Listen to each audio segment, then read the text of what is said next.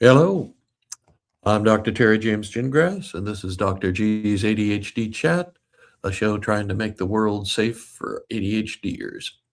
I'm a clinical psychologist and neuropsychologist. I'm also the parent of a couple of ADHD kids, plus I managed to marry into a whole family of ADHDers. And so I've had both clinical experience. I'm in private practice. I have had both clinical experience with ADHD and personal experience with ADHD, which is real different, trust me. Okay, but today I want to talk. This is the third show in a series of three about surviving the holiday. And this is not the usual tips for taking care of your ADHD, or it's tips for taking care of yourselves. We tend to, a lot of times, focus on anything but the parents of an ADHD child. So this is for you, and we're going to talk about a bunch of things. But first thing we're going to talk about is you have to do self care. You have to take care of your physical organism. You take care of your body. Okay, you have because you're going to have a lot of temptations and a lot of distractions uh, in the holiday season. Okay. First thing is the eating part. And you're going to have a tendency to sugar yourself out.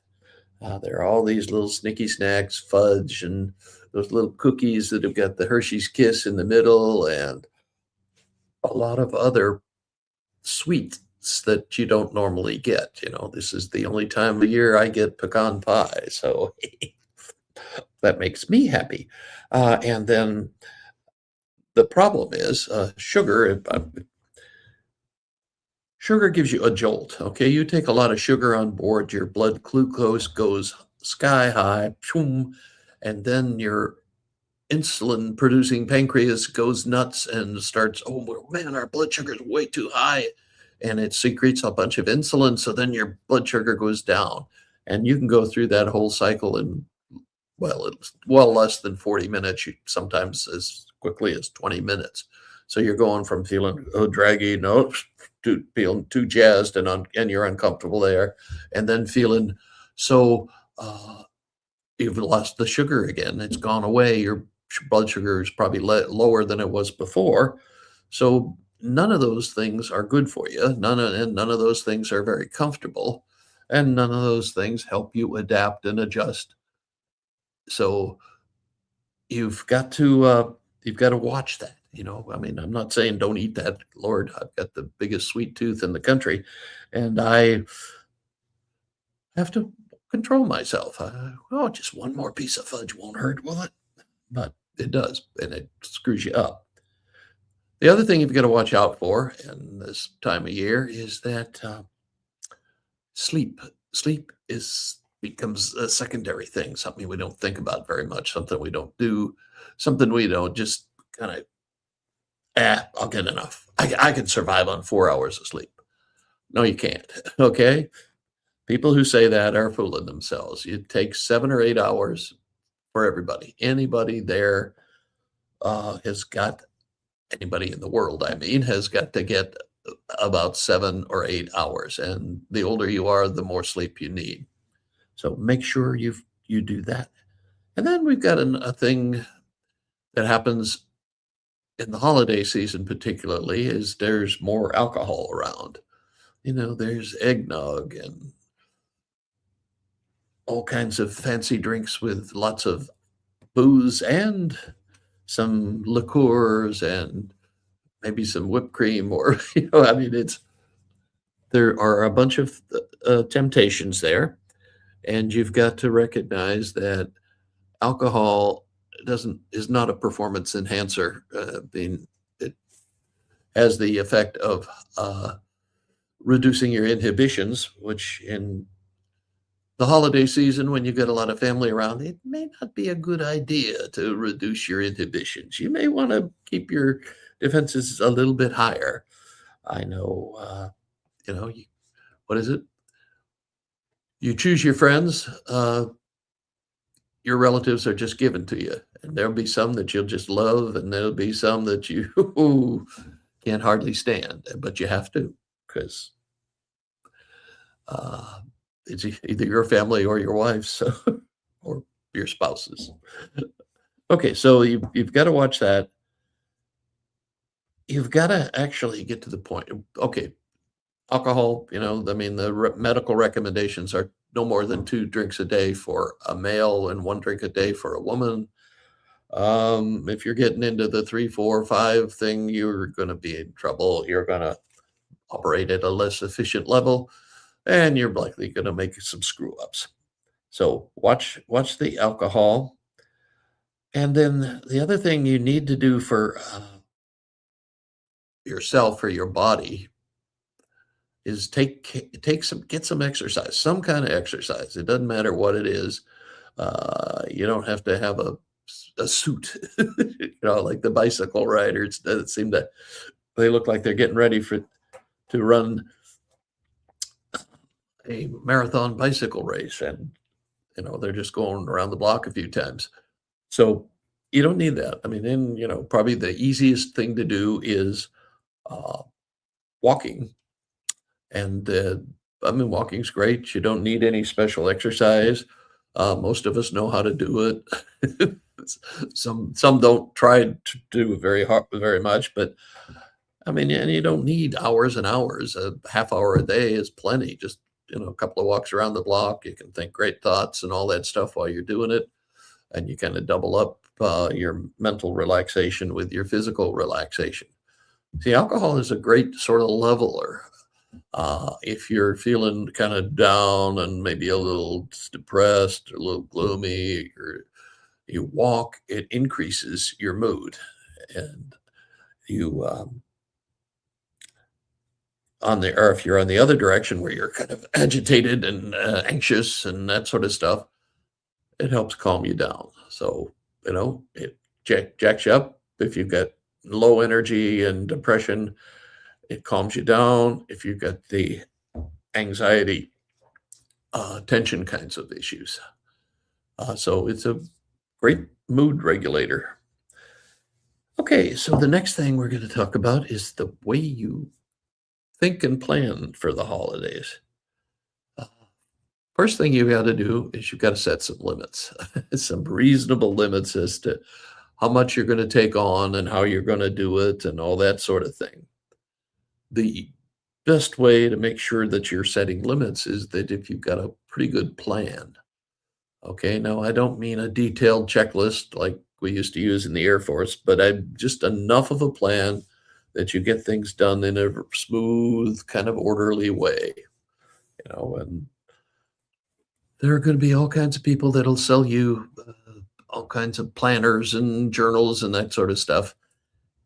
Uh, I find that I find most journals and most time planning tools are just too darn complicated, and they're sort of a pain in the butt to actually try to work with. It's so detailed, and what am I going to do the next half hour kind of things? And I don't work that way very well. Uh, I don't have ADHD. I'm just impatient, is what I usually say. So anyway, but having a kind of a general plan so things get done in order they need to get done, that's what you're looking for. You're not going to be perfect at it, but having some kind of a plan, some kind of a, know what I've got to do today kind of thing, will kind of help you get uh, through the holidays and get most of the stuff done, and be generally satisfied with the process. The other thing you need to do is set some limits, some boundaries, okay? There are some things that you just don't let people talk you into or intrude on. One of the things is who does what, you know? Uh, my wife is a great cook. My kids are all great cooks. I'm a pretty good cook, but, if they wanna do the beef Wellington, hey, go for it. But don't let people intrude on you. This is not the time for your best buddy to drop his kid off so you take care of him for 2 or 3 days. No, that's not reasonable. You'll bonk, you'll screw up somehow. So set some limits and just, be calm about it. But, you know, you've got only so much energy and so much time. Excuse me. So you've got to figure out ways to make that limited energy and limited time take you through the whole holiday period. And the other thing is you have to accept that it's not going to be perfect. Okay. People are going to make messes. They're going to tip over the dip all over the rug. They're going to crack your favorite glass or coffee mug or whatever. Stuff is just going to happen. You're just going to have to make sure that you can tolerate that. I mean, people make mistakes. It's part of being a human. We all do it. Um, and the last thing I think about, and probably one of the most important thing, especially if you're one of those long-suffering people who think you have to do it all. You have to do every bit of your holiday routine. It's up to you. You bake all the cookies, you bake all the pies, you uh, do the roast or whatever you're having. You do everything. And actually, my wife was used to be like that, and she wouldn't delegate for anything, even though, like I said before, I'm a pretty good cook and my kids are all good cooks. Uh, she wanted to do it all herself, and she used to have what we called an attack of the bustle, which is a British expression. I mean, you're just you're going 90 miles an hour, and probably you're not getting much of anything completely done. You're just sort of getting a little piece of it, and then you see something else that you got to go to, and then something else, and uh, pretty soon you've got 12 half-done projects that you probably won't get around to finishing up. But delegating is important, and like my wife, she's a cancer survivor, 20, 21 years now. Thank you very much, and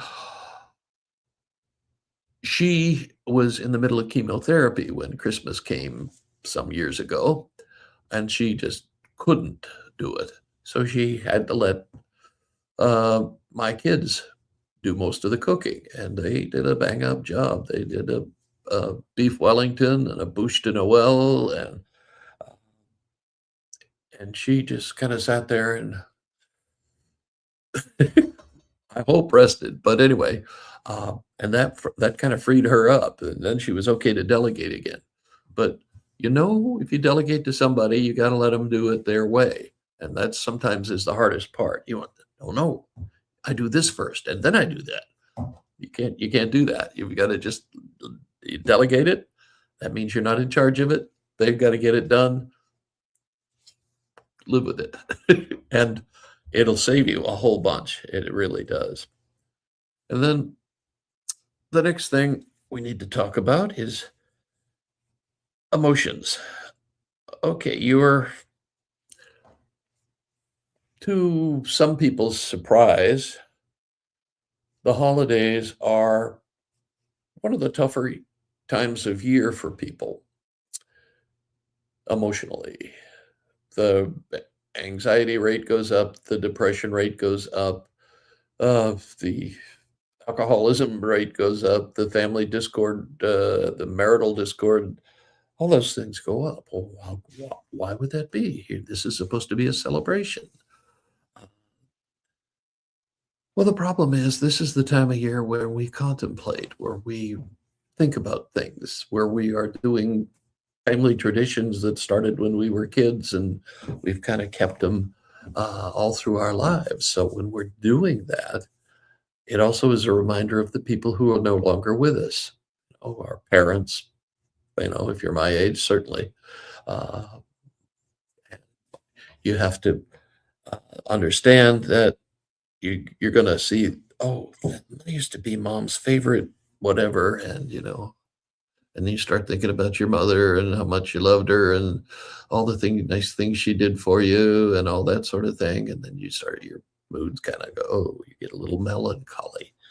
And that's okay. I mean, it's um, a a natural part of life, and everybody dies, and everybody who's left behind misses them periodically, you know? Uh, we don't have any young relatives who've died, but we have, both sets of parents, my parents and my wife's parents are deceased, and, you think about that every once in a while, uh, and, that gets you a little melancholy, as I said, you get a little moody, okay? You start thinking about other losses that you've had, it can be, as silly as your favorite car that, somebody slammed into and, uh, destroyed, or it, can be, um, well, many losses, the job you didn't get that you really wanted, the trip you wanted to take and, yeah, never got around to it, uh, the times you've screwed up, and, for some people, there are big time things they've screwed up, and you start thinking about that. You think of your failures, uh, the times when life didn't work out so well for you, and then you get a little moody, you get a little irritated or irritated. Everybody's got a favorite bad emotion. I don't know if I've talked about that much, but it does. People, given the same stimulus, some people will be angry, some people will be scared, some people will be depressed, some people will take some kind of physical action that's maybe not appropriate. It's just it's one of those things that we learned, like for men my age, anger is an appropriate emotion. Being anxious and tearful is not an acceptable emotion. Uh, so a lot of times you'll have guys, getting at each other, and they're not really that angry. That's the one that's acceptable for them to relieve a little pressure. So, irritated by stress also. Sometimes stress irritates the heck out of us.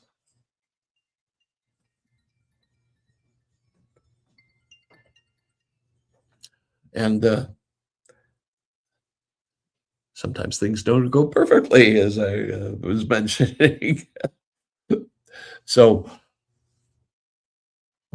people are more emotional, and you're also, there are some people who are just irritating, and sometimes they're relatives.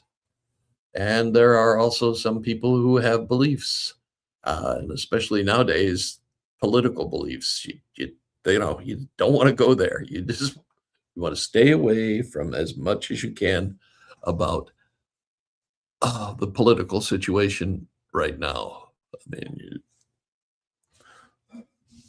we will. No group of people is, that 100% pure one way or the other. So it's going to be an issue, and it will be a problem. And it's one of those things that in any given group of people, there will be some people that are just wonderfully pleasant and you'll get along well with them, and there'll be one or two people you just rather not be around them. But they're relatives, and some of them are relatives anyway, and so you've got to do something about that. Okay, now, um, some of the things you can really do, these are I'm a psychologist. With a background in behavioral medicine and a background in neuropsychology. One of the things you need to do, if it's your home, set up a quiet place. Some place where you can just go and get away from everybody for a little bit, for 10 minutes or 15 minutes where you just kind of let go and don't have to worry about a thing. If you're at somebody else's house, if you've traveled to be, well, it used to be we'd go to my wife's parents a lot, and those, I loved my in-laws. They were great folks, very accepting of almost any kind of behavior, and but there was a certain energy level that was difficult after a while, and I would have to go find a place. And fortunately, upstairs, there was a big open hallway and a little love seat, I guess they call them, the two-seater sofa kind of thing. And I just go up there and just kind of not do anything, just breathe and just kind of let my body relax a little bit. It's pretty intense, you know? So wherever you are, there is some place you can go that will be a place for you to de-stress, if you will. Some other things, okay, your mind controls your emotions, believe it or not, okay?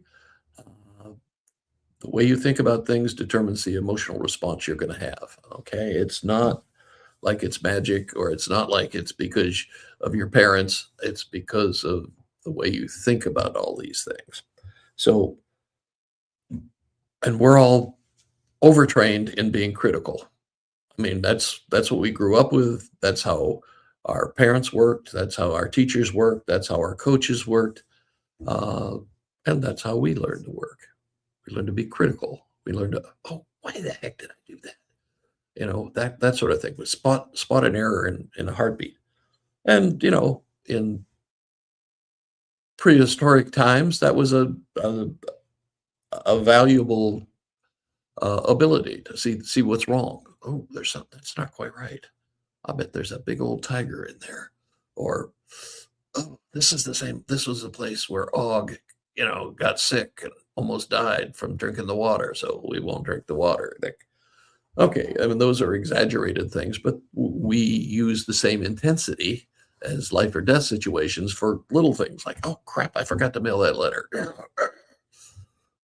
That's not necessary. Okay, then you need to calm yourself down because you're going to get a heart attack that way.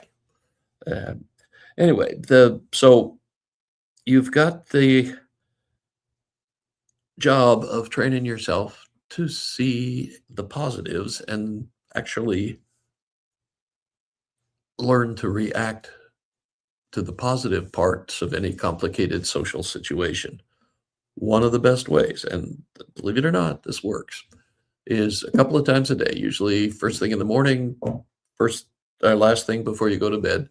Just actually have a pad, a journal, whatever you write on, and write down 4 or 5 things that happened or that are going to happen or that you're grateful for. Okay, I'm grateful that you know that I had the best sandwich I've ever tasted. I think it was a big club sandwich that I got. You know, and what I'm saying is that it doesn't have to be uh, award-winning kinds of activities. It's not, you know, when you perform delicate brain surgery and it works out kind of stuff. It's little things, you know. Oh man, that new toothpaste is really great. I love it. That kind of thing. And just get in the habit of starting to write it down, and you'll find that it kind of carries over, you know, between those times when uh, you're actually writing it down, you start kind of noticing the more positive things going on in your life, which is generally helpful for most of us. It makes us much more pleasant to be around. The other thing you should do, and you know, I happened on this a long time ago before a whole bunch of research proved that it was actually effective. When I got out of college, I was married and I was a I was in the Air Force and I was not real happy with what I was doing and all that sort of thing. And so I found out that every time I started really, you know, getting bummed out or whatever, I'd start writing down. You know, I'd use an old steno book. I've got a whole collection of them, uh, mostly from the times when life was going to crap, you know, and you know, but it was a way to kind of get through it. And then I found out that it was actually kind of helpful if you just did it all the time. Uh, you know, you learn a lot about yourself. For some reason, what you write down is different from what goes on in here. It's a whole different thing, and it's way more for some reason when by the time the thought gets from your brain to your pen, it changes a little bit. You know, you get a little perspective on it. It's, well, that's silly. That's not what I really think.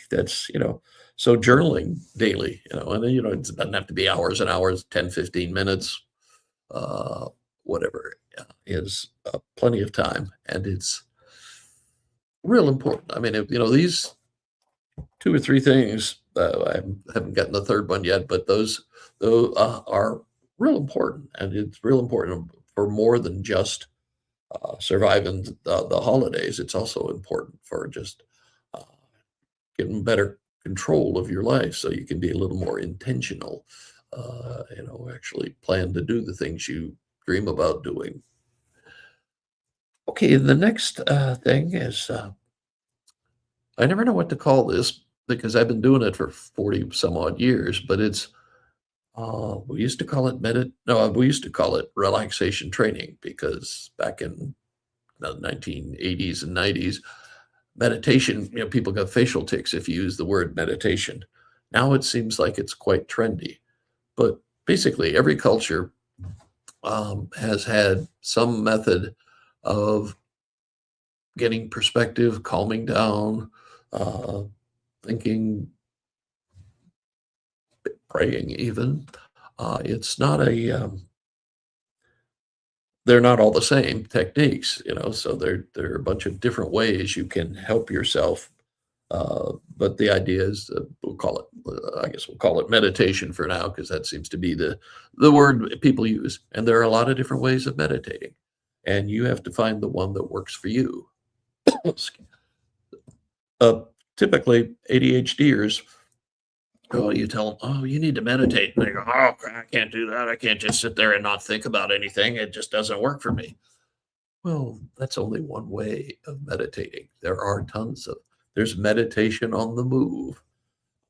But I think a lot of the older psychiatrists and stuff back in Vienna and so on were famous for their evening walks where they walked around and thought great thoughts and talked with usually a partner. The same thing works for you and me.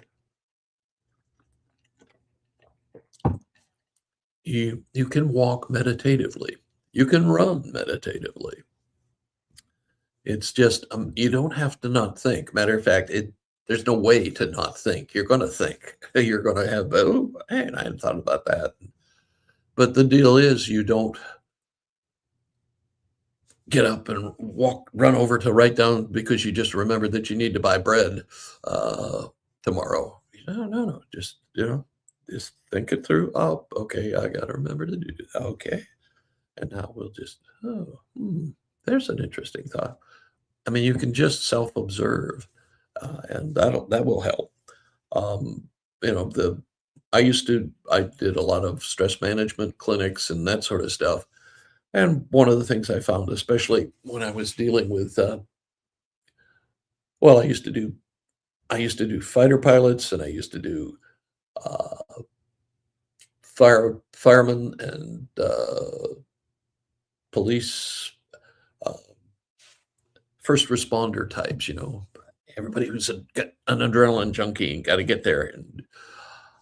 And what I would always do is a thing called progressive muscle relaxation, which is focused on muscle tension.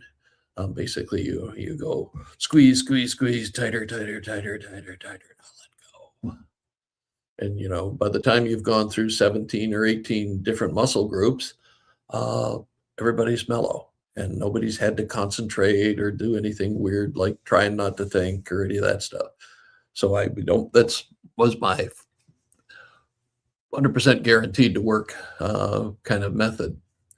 It's become somewhat tedious if you do it every day, and there are some ways of simplifying that. I might get to those in another session, but right now, just know, and a lot of ADHDers are very visual, so you can paint a picture with them with your words. Pretend you're walking on the beach, and the sand is warm under your feet, and you can feel the heat of the sun on your shoulders and on the top of your head. And you can hear the sound of the waves coming into the shore. And off in the distance, you can hear a seagull calling. And way out, it's there, you can hardly hear it, but there's a boat motor going, and you hear some people talking uh, off to your right side, and some kids splashing in the water on your left side. You like that. Anyway, so that helps you get a um, perspective uh, on how to do a visualization, and that's very effective, especially for people who are highly visual. Um, when this whole just focus on your breathing and say Yahtzee every time you every time you exhale, that works. It will work, but people think there's some magic in the word, and it's not any word, any particular word. You can exhale and say blue every time, blue, and then you know think about the sky, think about blowing up a balloon, whatever, whatever you want. But you can do it with a single word, but there's no magic in the particular word. It's the repetition and the focus on your breathing that helps you. So anyway, learn how to do that, and you'll find after it's a skill. Now that's the thing you got to remember. It's a skill. You don't just wait until you need it before you start to do it. You've got to develop the skill, and you'll find that after you develop the skill, you can do you can control your around tension level in a couple of minutes. And it's not even a big deal. You just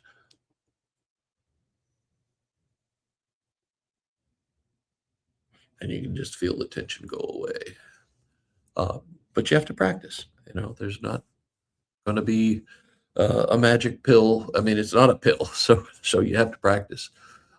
Yeah, you don't need a lot of medication in your life, but you do need to put some work into developing the skills that you need, and meditation or relaxation and controlling that is really important, and you will find that you life is a lot better when you can keep yourself under control. Okay, one of the last couple of things is the social uh, aspect. Like I said, you're going to have you're going to be around groups of people. Maybe you don't have many groups that you're around. Maybe you work from home and you hardly ever see anybody. And now all of a sudden, all the neighbors are having things, and you're going to these. Just relax, enjoy it. Find one or two people that you like talking to. Don't pay attention to the real loud guy who's laughing like he's in a saloon in a happy hour. Just let it go. Don't talk politics.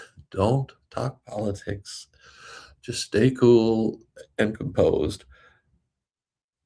And also, this is supposed to be a spiritual time of year. It's sort of funny that we take a pagan festival and we use it to celebrate a Christian event kind of thing. And that can be a great way for a lot of people to also be more relaxed and more calm if they're focusing on the religious aspects of this holiday season. I'm not going to say a whole bunch about that. That's not my area of expertise, except my personal stuff. So you your religion is nobody's business but yours. I don't like this whole everybody's got to believe what I believe kind of thing. I don't think that's necessary, productive, or anything else positive. I think you believe what you believe, great, go for it, but don't try to force it on everybody that's condescending and also will lose you a lot of friends. Okay, so your spiritual beliefs, your spiritual practice, or your religious practices uh, can be a source of great comfort. Uh, and fine, go for it. Do do the things you need to do to use that to help you. Um, that's not my department of expertise, but uh, I've seen lots of good things happen because of it. I've also, and especially recently, started to see a lot of not so good things coming out of that. But anyway, okay, this has gone on a bit longer than I usually go.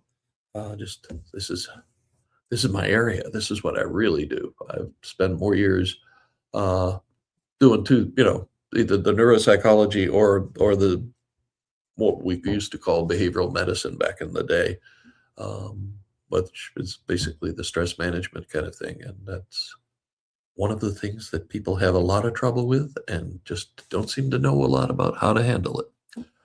Okay, I am Terry James Gingrass. I am a clinical psychologist.